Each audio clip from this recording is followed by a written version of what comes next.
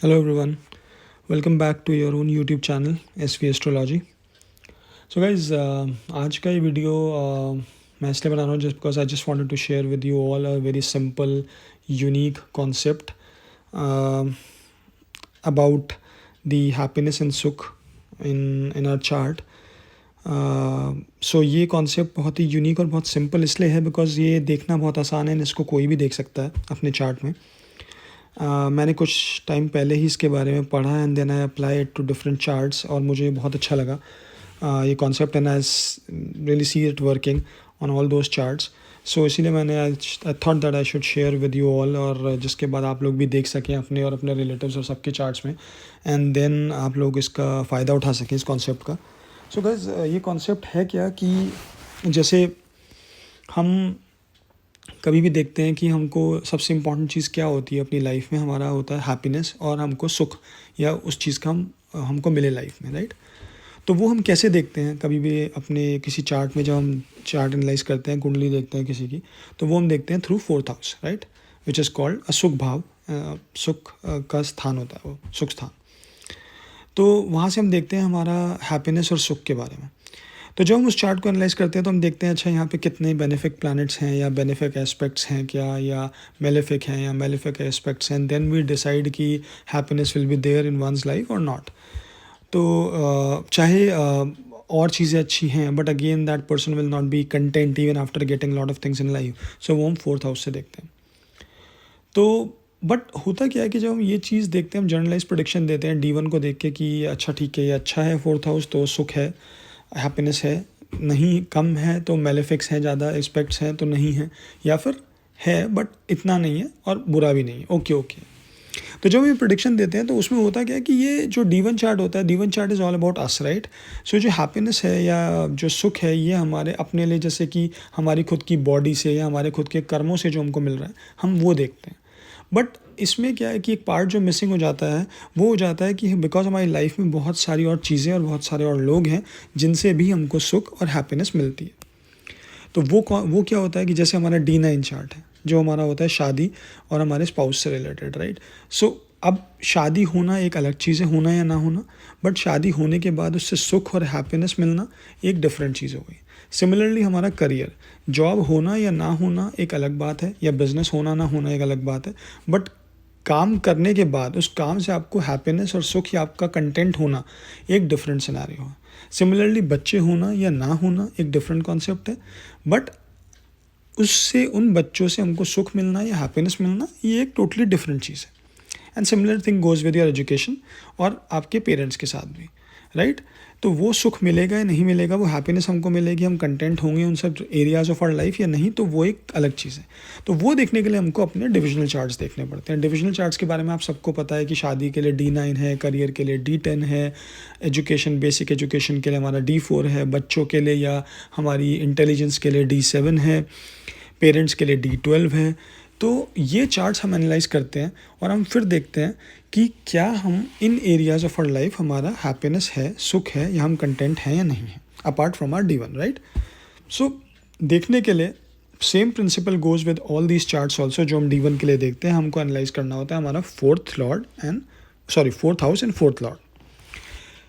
But इसके बाद मैंने आपको पहले भी ये चीज़ बताई हुई है कि हर चार्ट में सबसे इंपॉर्टेंट होता है लगन और लगन लॉर्ड, ठीक है. वो तो हमको देखना ही देखना है कि क्या वो ठीक है. अगर हमारा लगन स्ट्रांग है, लगन लॉर्ड अच्छा है, चाहे स्ट्रांग भी ना हो, ओके ओके हो, कि हमारा कोई ज़्यादा मेलेफिक एस्पेक्ट्स ना हो, किसी गलत घर में ना बैठा हो उसका लॉर्ड, लगन का 6, 8, 12 या फिर त्रिक हाउसेज में ना बैठा हो, ज़्यादा मेलेफिक एस्पेक्ट्स तो ना हो. अगर वो सब ठीक है, उसके बाद हम एनालाइज करते हैं 4th house, right, for happiness and सुख मिलेगा नहीं, हम कंटेंट होंगे नहीं. तो उस चीज़ के लिए हम देखेंगे 4th house and 4th lord. Similar principle goes with 4th lord also, कि वो किसी दुष्टाना हाउसेज में या त्रिक हाउसेज में ना बैठा हो, या वो मेलेफिक के ज़्यादा मेलेफिक्स के साथ ना बैठा हो, या 4th हाउस पे हमारा मेलेफिक्स का ज़्यादा एस्पेक्ट्स तो ना हो, या 4th हाउस में ज़्यादा मेलेफिक्स तो नहीं बैठे हुए. तो वो सारी चीज़ें हमको सिमिलरली फोर्थ हाउस के लिए और फोर्थ लॉर्ड के लिए भी चेक करनी है, अपार्ट फ्रॉम द लगन एंड लगन Lord. Once we check these two things, like for Lagan and for the fourth house and Lagan Lord and fourth Lord, अगर ये चारों conditions met करती हैं in a positive way, then that means कि आपको उस particular area of life में आपको सुख contentment है. बट अगर वो ओके है तो दैट मीन्स कि हाँ ठीक है पर उतना नहीं है जितना, बहुत ज़्यादा भी नहीं है और बहुत कम भी नहीं है. और अगर ज़्यादा मेलेफिक्स है तो डेफिनेटली वो पीस मिसिंग होगा कुछ हद तक. बट अगेन अगर आपको लगन कोई चीज़ बिल्कुल प्रॉमिस नहीं करता है तो डेफिनेटली कहीं ना कहीं और चीज़ों में भी कमी होगी. बट अगर आपको लगन प्रॉमिस कर रहा है बट गारंटी ये नहीं होगी, लगन आपको दिखा रहा है कि हाँ फोर्थ हाउस बहुत अच्छा है, बट अगेन आपका नवांश में या क्या कहते हैं आपका सप्तांश में या दशांश में कहीं ना कहीं प्रॉब्लम होगी. आपने भी देखा होगा कि कई बार होता है कि इंसान अपनी बॉडी से एकदम फिट होता है, अपने माइंड से एकदम परफेक्ट होता है, ठीक है, अपने चीज़ों में ठीक खुश होगा, बट क्या होगा कि शादी के बाद हो सकता है या स्पाउस से हो सकता है उसे वो खुशी ना मिले, या हो सकता है बच्चों से उसे वो खुशी ना मिले, या हो सकता है उसको करियर से वो खुशी ना मिल रही हो, जिस करियर में हो वो उससे हैप्पी ना. करियर का तो बहुत लोगों के साथ देखा गया है कि अच्छी जॉब होने के बाद भी लोग नहीं खुश हो पाते बिकॉज वो लोग वो काम नहीं कर रहे होते जो उनको चाहिए होता है, या बॉस के साथ कुछ प्रॉब्लम, कुछ भी हो सकता है. तो there are number of things. So इसीलिए हमको ये चीज़ें बहुत एनालाइज करनी ज़रूरी है, बिकॉज D1 देख के एक जनरल प्रेडिक्शन देना कि हाँ हैप्पीनेस है, सुख है बहुत इसकी लाइफ में, ये एक बहुत ही गलत प्रेडिक्शन होगा जब तक हम सारे एरियाज़ को नहीं देखते. अगर कोई बच्चों का पूछ रहा है तो बच्चों से, स्पाउस का पूछ रहा है, शादी का पूछ रहा है तो नवांश से, या करियर का पूछ रहा है तो दशांश से, तो या आपका अर्ली एजुकेशन या उन सब चीज़ों का कोई दिखाना चाह रहा है अपने बच्चे के लिए तो वो D4 से. तो ये चीज़ें आपको या व्हीकल्स का देखना है तो वो D16 से. तो ये सब चीज़ें चेक करने के लिए आप सब चार्ट्स का fourth lord and fourth house देखेंगे अपार्ट फ्रॉम द लगन एंड लगन लॉर्ड. और जब ये सारे सिनेरियोज हम देख लेंगे तो हमको पता लग जाएगा कि हाँ किस एरिया से हम कितने सेटिस्फाइड, कितने कंटेंट, कितने हैप्पी हैं. तो ये कॉन्सेप्ट लगाने के लिए, और फिर हाँ इसमें मैं एक चीज़ और आपको बताना चाहता हूँ जो बहुत इंपॉर्टेंट है, जो कि मुझे भी कुछ दिनों पहले ही पता लगी कि किसी भी चार्ट, और ये it applicables for all the chart, कि अगर आपको देखना है कभी भी कि आपका जो लगन होता है, लगन का लॉर्ड, वो कभी भी मेलेफिक कंसिडर नहीं करा जाता उस पर्टिकुलर चार्ट के लिए. फॉर एग्जांपल अगर आपका लगन जो है वो एक्वेरियस है या फिर कैप्रिकॉर्न है तो दैट मीन्स शनि जो होंगे वो आपके चार्ट के लिए मेलेफिक नहीं कंसिडर करे जाएंगे. तो इसलिए अगर आपका फोर्थ लॉर्ड पे या फोर्थ हाउस के पे शनि का एस्पेक्ट है या उसमें बैठे हुए हैं तो वो मेलेफिक नहीं कंसिडर करा जाएगा जब भी आप ये चीज़ कंसिडर कर रहे होंगे. Similar thing goes with Mars. अगर मार्स आपका कोई किसी का स्कॉर्पियो लगन है या एरीज लगन है तो मार्स उस पर्टिकुलर चार्ट के लिए कभी भी मेलेफिक नहीं होगा. तो आप जब भी ये कंसीडर करें कि इसके एस्पेक्ट्स कैसे आ रहे हैं फोर्थ हाउस पे, लगन पे, कहीं भी, तो ये चीज़ ज़रूर फैक्टर कंसीडरेशन में रखिएगा कि कभी भी लगन लॉर्ड जो होगा वो आपका मेलेफिक नहीं हो सकता.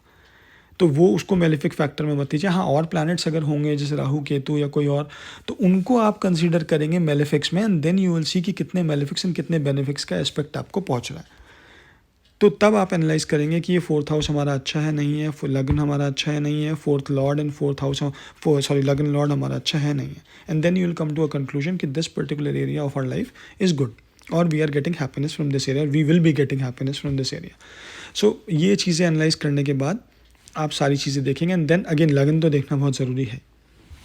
सो गाइज़ ये एक बहुत ही सिंपल सा यूनिक सा एक मेथड मेरे को पता लगा, तो आई thought that I should share with you all so that कि आप लोग भी अपने चार्ट्स में देख सकें. एज जैसे मैंने बोला था कि ये बहुत ही सिंपल सा कॉन्सेप्ट है, इसे कोई भी देख सकता है. अगर जरा सी बेसिक नॉलेज होने के बाद एस्ट्रोलॉजी की आप लोग सब देख सकते हैं. तो प्लीज़ आप लोग अपने अपने चार्ट्स में देखिए. कॉमेंट सेक्शन में मुझे प्लीज़ बताइए कि आपने देखा, आप लोगों को कैसा लगा, क्या ये सिनेरियो आप लोगों के लिए वर्क करा है नहीं करा. Share it with me so that मुझे भी और इसकी रिलायबिलिटी का पता लगेगा कि कितना इफेक्टिव है, बिकॉज जितना मैंने चेक किया I think it is very effective. But again आप लोग भी अपने कमेंट्स में मुझे अपने कमेंट्स डाल के मुझे बताइए कि क्या ये आप लोगों को इफेक्टिव लगा. आप लोग अपने चार्ट्स में भी देखिए, अपने रिलेटिव्स के चार्ट्स में भी देखिए, and then just do let me know कि आप लोग को क्या लगा कि ये कितना इफेक्टिव है.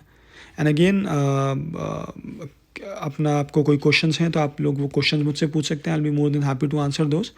सो गाइज़ ये इसीलिए मैंने एक छोटा सा यूनिक सा कॉन्सेप्ट था तो मैंने कहा आप लोगों से शेयर करता हूँ. So guys if you like this video please hit the like button and do subscribe to my channel. And again please do comments. जो भी आपके कमेंट्स हैं या जो भी आपका एनालिसिस है आप लोगों ने देखा तो please let me no. Alright guys, so thanks for watching this video.